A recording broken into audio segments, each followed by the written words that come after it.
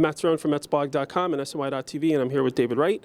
And I wanted to talk with you a little. I've been here for a week and watching kind of what's going on, and it seems like you guys are having a little bit more fun than maybe years past. Like, it seems more lighthearted, and I don't mean that like no one's focused. Right. It's just that it seems like you guys all enjoy kind of hanging out. It looks like just a bunch of guys playing baseball, which I think is a good thing. Yeah, I mean, it's no secret. We got a young group, so I think the energy level is up. I think that just the atmosphere that the young guys bring. It's more of a and it sounds kind of bad saying, but more kind of a joking, loose, fun atmosphere. And I think that that's kind of egged on by Terry. I think that a lot of people see the serious side, the red in the face kind of intense guy, but they don't get to see, he preaches, going out there getting your work in, but having fun doing it. And I think, like I said, when you have a group of the youth that we have, I think that we bring a lot of energy and have fun doing it at the same time. Can you believe you're the longest tenured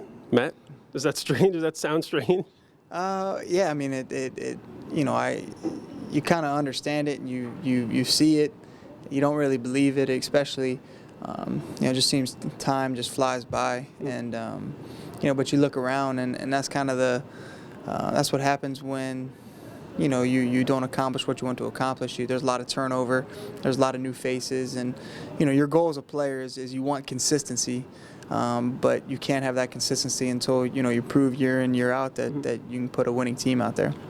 It seems a little like a frat house, to use a different term, but I mean, how does this clubhouse and this team, this roster, compare personality-wise, for instance, to like a few years ago when Floyd and Waduka and Pedro and Delgado had those kind of personalities? What, for fans that don't get to come in here and don't get to be around the guys, like how would you compare those two circumstances? Well, I think the biggest difference is we don't necessarily have those big household names up and down our lineup that we did in previous years, and obviously they were great players. You're talking about Pedro Martinez's and Carlos Delgado's and those household perennial all-star names and possibly future Hall of Famers. But I think that it's a good thing that we have here. It's this youth movement. It's as you mentioned before, guys are getting their work in, but having fun doing it. They're gonna play with energy. We're gonna go out there and play the game hard, play the game the right way. And I think that when you get a group of young players like that, when you talk about veteran groups, when we had a veteran group, these were the types of teams that scared us. Were the the Marlins, those young teams that could jump up and surprise you. You never knew exactly what you were going to get with teams like that because, when you have this type of youth, it's so unpredictable. I mean, you could go out there and just play great baseball for these huge stretches, and I know that, those types of teams made us nervous. I noticed you haven't worn the Underdog T-shirt. It seemed like you, didn't think that was the best approach necessarily, but other guys have, and I can tell you the fan base totally gets it and kind of feels that.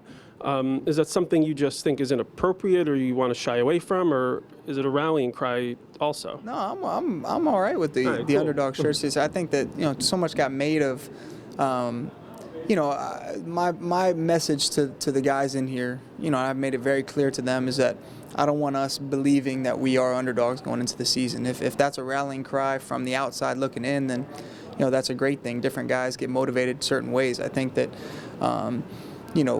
the whole message of that I wanted to portray to these younger guys is that it's not okay for us to go into the season thinking that we're underdogs, and if we lose, we're expected to lose. My point was let the outside think that we're underdogs and believe that, but in here we need to believe that we can compete and we can win, because we don't want to go out there and say it's okay that we lose because we're expected to lose, right? And then I guess lastly, because you're talking about the younger guys, and I remember talking to you a couple years ago, probably every offseason, somebody asks you about leadership, and not to say you'd shy away from it, but you kind of looked at it as, you were part of this other, these other veterans that were there, and now this is kind of your team. And how do you feel like your role has changed in that way? Like you're mentioning here, talking about how, your message for the younger guys. And so you're obviously taking more of that kind of role. Is that something you now feel a little bit more comfortable with, or has that still not changed? I mean, I've always felt comfortable. I've been very fortunate. Although we've had some veteran teams in the past, they've always asked for my opinion, and always felt like my voice, was taken seriously. And I think that, I've showed that I'm not going to go, yell at, scream at somebody for the sake of, being on TV or, kind of pounding my chest. If I got something to say, I'm going to pull a guy aside and, kind of do it privately. I feel like those are the types of guys that I followed coming up, and that's the kind of leader that I want to be, is go out there and lead by example, and on the field, and also I have a good enough relationship with all these guys that if I need to say something, I'm gonna pull them aside and say it. So I felt comfortable in that role for the last few years now. I think this year I need to be more and more comfortable in that role, and go out there and continue to lead. I think fans have this perception of like Major League, wow, you don't hear that in the locker room often. I think fans have this perception of like the movie Major League, where it's all big speeches and, right. go get, that kind of stuff. And like, are there those moments, and are you sort of the guy making those speeches? Does that even happen? I mean, you don't see too much of the rah-rah speeches. I mean, if you go out there and, try to give a football speech every game, I mean, it's gonna lose its effect very quickly. There's times where we have a closed door meeting where obviously I feel comfortable speaking up and speaking my mind, and there's a time for that, but also there's a time that maybe somebody just needs to be pulled aside privately.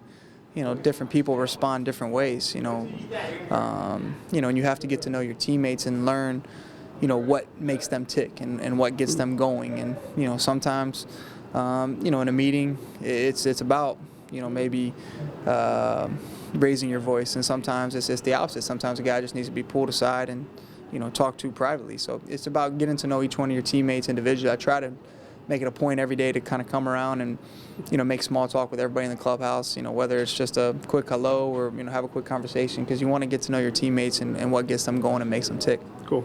I appreciate it. All right. Thank you very much. Good luck this year.